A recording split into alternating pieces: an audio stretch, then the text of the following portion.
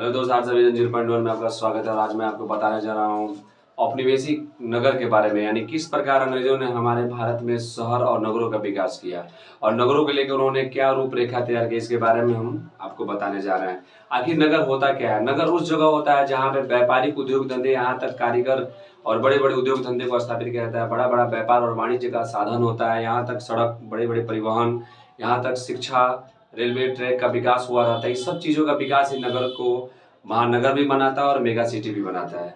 इसी के बारे में हम जानकारी हासिल करेंगे।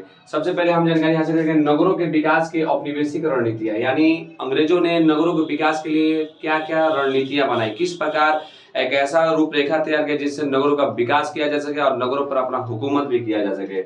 इसके लिए उन्होंने सबसे पहले मानचित्र का निर्माण किया। मानचित्र मतलब होता है कि माना जाता है चित्र के द्वारा कि यह क्षेत्र इतने क्षेत्रफल में फैला हुआ है। ठीक है। किसी भी क्षेत्र की भौगोलिक परिदृश्य को समझने में मानचित्र और नक्शे का बहुत बड़ा भूमिका है। अगर आप किसी क्षेत्र के भौगोलिक दृष्टिकोण से उसे देखना चाहते हैं तो उसके लिए आपको मानचित्र की आवश्यकता पड़ती है और नक्शा की आवश्यकता पड़ती है। ऐसे भी आप देखिए कि खेतों में जो हम क्या करते हैं, अमीन को बुलाकर खेतों की जो नापी करते हैं, नाप जोख करते हैं, कैसे करते हैं? नक्शा के द्वारा करते हैं कि हाँ, मेरा जमीन इतना है, चाहे उनका जमीन इतना है। औपनिवेशिक शासक इसे भली भांति जानते थे, इसलिए वे लोग मानचित्र पर ज्यादा फोकस किए। वो जानते थे कि मानचित्र के सहारा ही इन नगरों का विकास किया जा सकता है और नगरों के विकास करके हम इसे व्यापारिक केंद्र बना सकते हैं जहां पर हमारा व्यापार फलता फूलता आगे बढ़ेगा। मानचित्र केवल भौगोलिक परिदृश्य को समझाने में उपयोगी नहीं है। अगर आप कहते हैं कि केवल मानचित्र भौगोलिक परिदृश्य को दर्शाता है तो ये भी कहना सही नहीं है। साथ ही यह नगरों के आकार बढ़ने पर उसके नियोजन के संबंधी विकास में काफी सहायक देता है। अगर मानचित्र आपके पास है तो अगर उस नगर का विकास होता है तो उस नगर के विकास में मानचित्र काफी सहायता देता है और उसका हम नई योजना के तहत उसका विकास कर सकते हैं। मान के चलिए, अगर आपका गोपालगंज जो शहर है, इसका अगर हम मानचित्र बना के रखे हैं, अगर गोपालगंज का क्षेत्रफल का विकास किया जाता है तो उस नगर में नई नई चीजें जो जोड़ी जाएगी, चाहे सड़क व्यवस्था बनाई जाए, चाहे जल निकासी प्रणाली का व्यवस्था बनाया जाए, इसके लिए नक्शा का बहुत अहम भूमिका होती है। मानचित्रों के द्वारा एक जगह से दूसरी जगह व्यापार करने में काफी सुविधा हुई। इन मानचित्रों के द्वारा सड़क एवं मकान के दृश्य को काफी बेहतर तरीके से दर्शाया गया। जब अंग्रेजों ने मानचित्रों का निर्माण कर लिया, अब उनके मन में आया कि इसको और आगे लेके जाए और इस नगर को और डेवलप करें। इसके लिए जरूरत थी कि वहां की जनगणना करना, यानी किस किस प्रकार की जनसंख्या रह रही है, सामाजिक व्यवस्था क्या है, सांस्कृतिक व्यवस्था क्या है, इसकी जानकारी कैसे हमको मिलेगी। इसके लिए उन्होंने जनगणना व्यवस्था को लागू किया। इस प्रक्रिया के द्वारा नगरों के विस्तार की जानकारी रखते साथ साथ जनगणना के माध्यम से विभिन्न सामाजिक सांस्कृतिक जानकारियां प्राप्त हुई। यानी जनगणना ने हमारे सामाजिक और सांस्कृतिक गतिविधियों के बारे में बताया है कि हमारे भारत में कितने समाज के लोग हैं, कितने वर्गों में उन्हें बांटा गया है, किस जाति के हैं, किस धर्म से है, यहाँ तक कि उनकी संस्कृति क्या है, इसकी जानकारी मिली।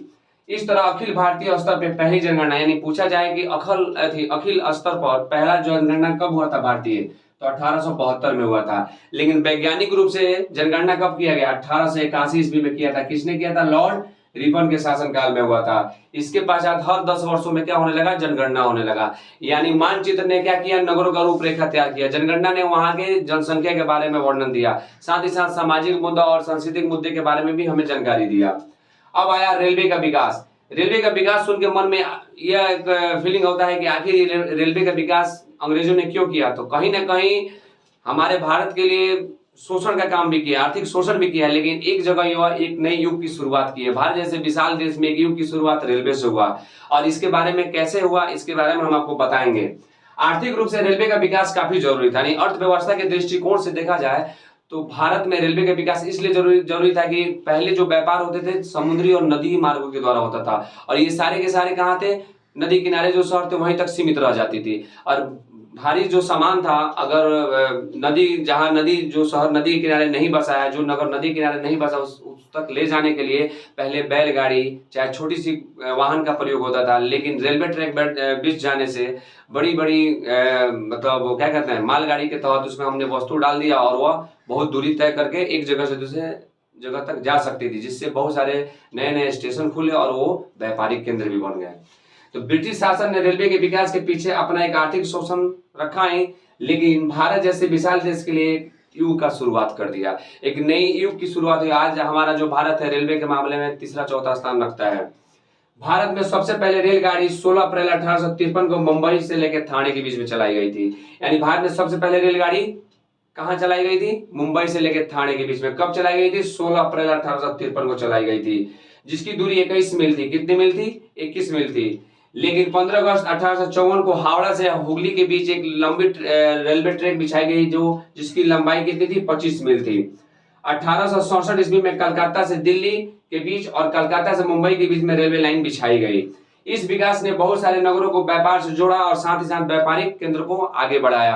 यानी रेलवे ने हमारे समाज में एक नई दृष्टिकोण के साथ लोगों को आवागमन का सुविधा भी दिया और साथ ही साथ देखा गया कि बड़ी मात्रा में हम अपने वस्तु को एक जगह से दूसरी जगह पहुंचाने में आसानी हुआ। इसलिए हम कह सकते हैं कि रेलवे का विकास कहीं ना कहीं हमारे लिए सही था, लेकिन कहीं एक जगह हमारे लिए गलत है, क्योंकि इससे हमारा आर्थिक शोषण ज्यादा मात्रा में बढ़ने लगा। जहां तक अंग्रेज नहीं पहुंच पाते थे वो वहां तक भी पहुंचना शुरू कर दिए, जिसकी वजह से हमारा आर्थिक शोषण बढ़ता गया। Thank you.